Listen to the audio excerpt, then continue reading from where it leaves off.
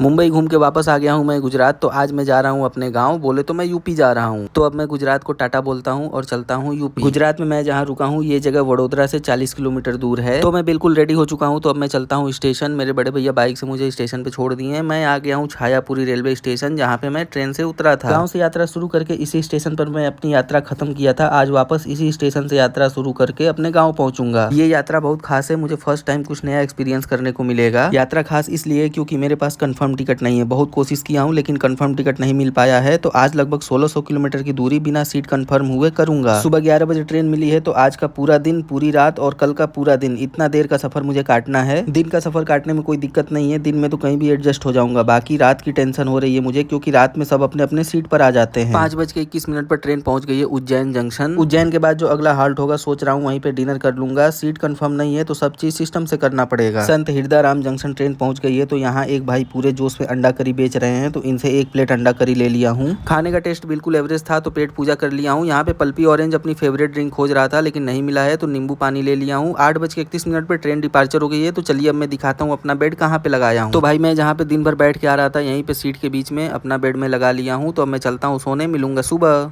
The next morning. Good morning guys. तो रात में मैं सोया कम हूँ और जागरण ज्यादा किया हूँ। सुबह सुबह उठा हूँ तो बड़ी मस्त सरप्राइज मिला है। ट्रेन 3 घंटा लेट हो चुकी है अपनी। ट्रेन लेट होने की वजह यही है, जहाँ के तहाँ ये ट्रेन खड़ी हो जा रही है। तो ट्रेन कहीं पे खड़ी थी और यहाँ पे बारिश भी होने लगी है, तो थोड़ा सुकून मिला है। बारिश हो जाने के बाद मौसम ठंडा हो गया है, लेकिन एमपी में ये ट्रेन लेट पे लेट होती जा रही है। मुझे बहुत बुरा लग रहा है। काफी इंतजार कराने के बाद ट्रेन यहाँ से डिपार्चर हो गई है। डिपार्चर तो स्पीड में हो रही है, लेकिन जब भी कोई छोटा मोटा स्टेशन आ रहा है तो इसकी स्पीड बिल्कुल कछुए जैसी हो जा रही है। ब्रश वगैरह कर लेता हूँ, अगला स्टेशन जो भी आएगा वहाँ पे उतर के मैं चाय पीऊंगा।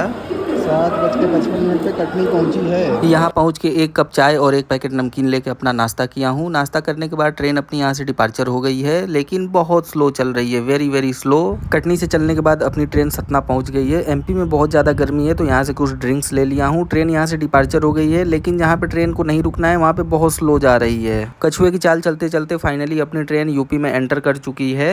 फाइनली हम लोग यूपी में आ गए हैं। यूपी के प्रयागराज छिवकी से ट्रेन चल चुकी है। इस ट्रेन का चलने से ज़्यादा रुकने का मन कर रहा है, तो एक ही जगह खड़ी क्यों नहीं हो जा रही है, बार बार रुक क्यों रही है। तो यहाँ से एक आदमी से सीट उधार मांग के मैं सो गया हूँ। A few moments later.